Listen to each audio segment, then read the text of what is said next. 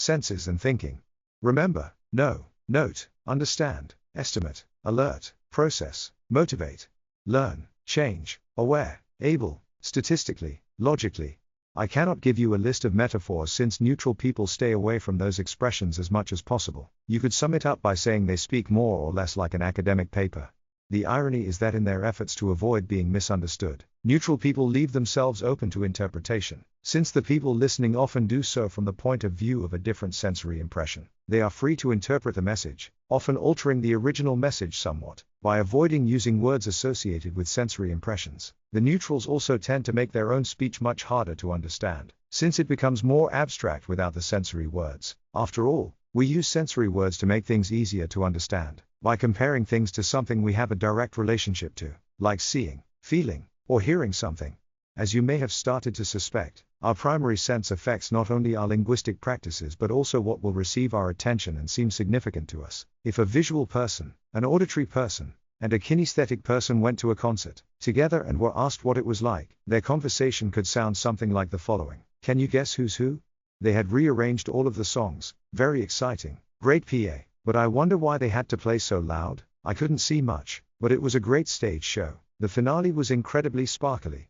I thought it was very crowded and warm, but it was still an experience that had a great impact on me. Asked why he wasn't allowed to go with them. Their friend mumbled, I've been asking myself the same thing. Our senses determine who we are. Even such basic things about ourselves as our chosen occupations are affected by which primary sense we have. Architects need to be good at visualizing complex three-dimensional models. To be able to do this, they need a well-developed visual sense. Just about every music producer is an auditory person. A good athlete needs to be kinesthetic to have the right kind of awareness of her body. Neutral or internal people make good lawyers. Studies made concerning people's chosen professions have shown that this is not just an interesting theory, but actually corresponds to fact.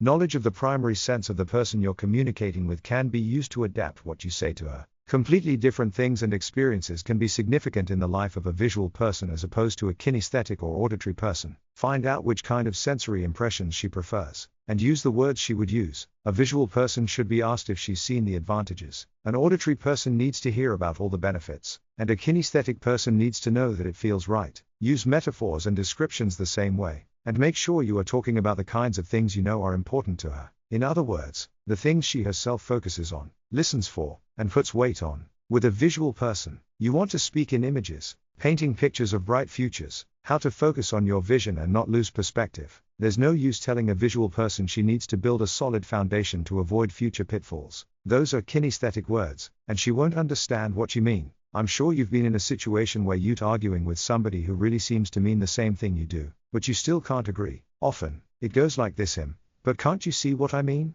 Yes, I hear what you're saying, but I don't understand your argument. You're simply speaking different languages, but now you can adapt your speech to the way the other person understands, thinks about, and communicates to the world. But can't you see what I mean? Okay, I'll give this a really good look this time.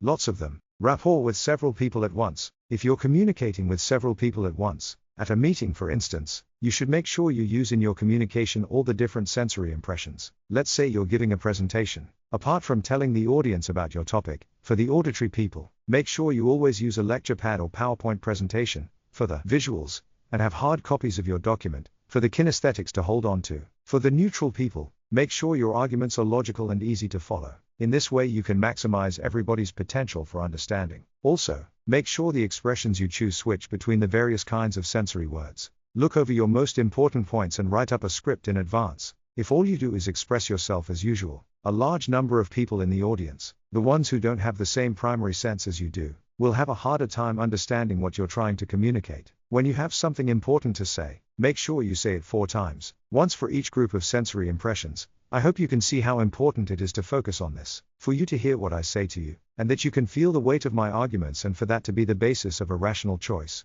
Try it out in real life. Before reading any further, put this book down, go out of your house, or office, and talk to people. Take care to notice what each person's dominant sense is and adjust your communications accordingly. The rest of the book will be a lot more fun for you if you do. Dominant senses. How to find somebody's dominant sense. Sometimes, it can be hard to identify somebody's primary sense through the EAC model or by listening for words. People who do not have a strong primary sense will use the various types of words to more or less the same degree, and there are always some people that are simply difficult to decode. Ask open questions. You can simply come out and ask the person, "How would you like me to present this to you?" People are often sufficiently aware of their preferences to be able to give you a useful answer to that question. Some will ask you to tell them what you want to say. Others will ask you to write it down and give them some diagrams or pictures to look at. Still others will tell you that the most important thing is for them to get a good feeling of the situation so they will know they can trust you. You can also use the old car salesman trick of asking control questions and listening to the answers. Start by asking, "Does this look good to you?" If you don't get a meaningful response, switch to, "What aspects of this have you discussed before?" Or, "I'd like to know how you feel about this." Pay attention to which kinds of questions works best, and then continue to use those kinds of words and expressions. Note physical attributes. Harling and Nira, whom we discussed earlier, note that certain physical attributes are connected to preferred sensory impressions. I want to be very clear about the fact that what you are about to read includes some very broad generalizations. These are the most apparent in people with extremely dominant primary senses, but they still work quite well as part of a template for a rough first impression of somebody, before you've had the time to observe the person closer. Strongly visual people care a lot about how things themselves especially look. They are very observant of colors, shapes, and lighting. A strongly visual person is fast-paced, since images come quicker to her than words do. A visual person needs to speak quickly to keep up, and she will often do so in a clear, fairly strong voice. Her high tempo of speech will in turn cause her to breathe faster, at the top of her chest, since she never has time to rest properly. Her body language will follow her words and be fast and jerky, since visual memory is activated by looking up a little. You'll often find visual people's eyes in that position, although they will often take care to maintain eye contact with the person they're speaking to. Visual children trying to figure out the answer to a question in school would often be told, "The answer isn't written on the ceiling," by their teachers. This would, of course, lead to them not being able to answer the question, as they had to keep looking straight ahead.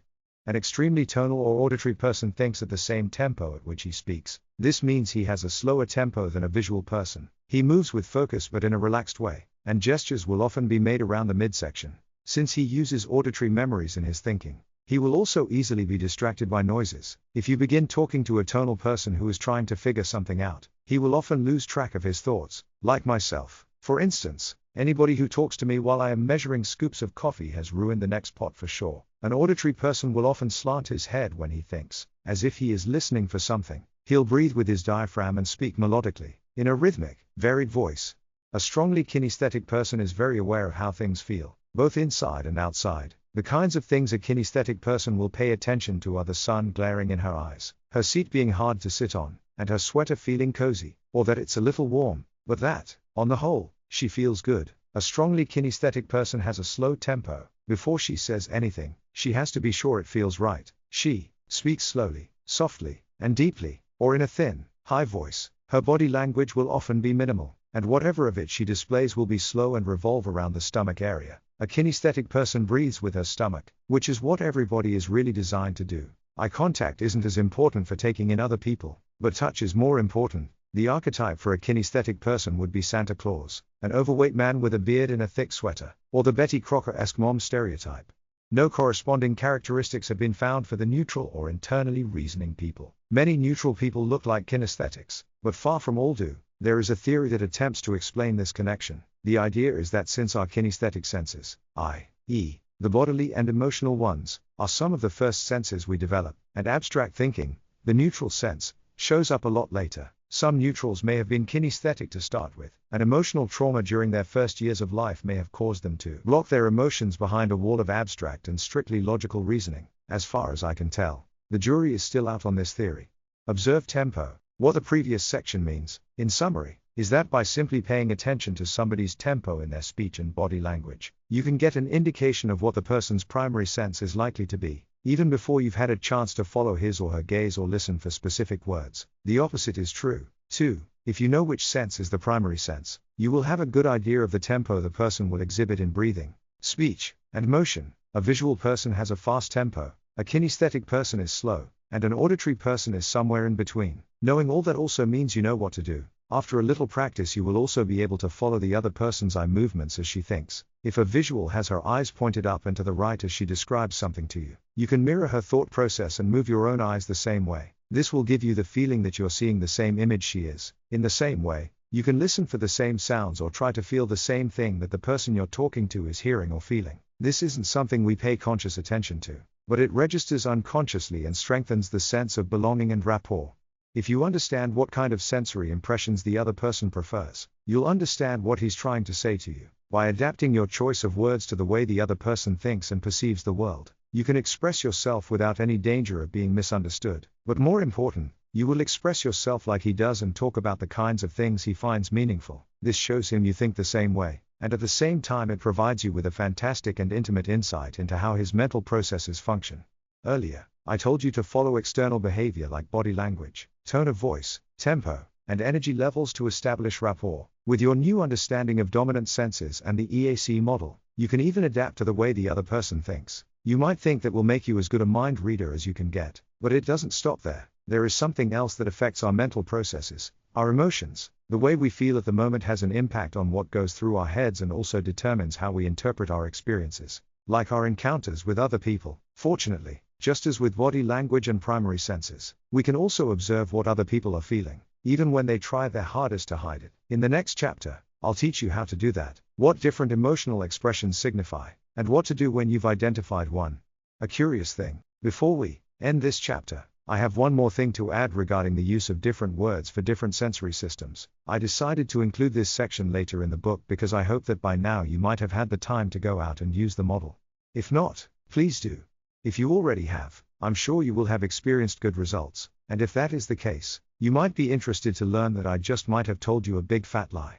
Since the theory about dominant senses was first suggested, a fair amount of research has been done in the field, and the general consensus seems to be that although we do use our 5 senses when we communicate, we do not necessarily have a dominant sense that is stable over time and can be identified by our choice of words. Which one of our senses will be dominant depends on the specific situation we are asked to use it in, and even then, we frequently switch between our temporarily dominant sense and the other ones. There is also little to no evidence to support the notion that we learn or understand things any better when someone matches their communication to our dominant sense. Woofs.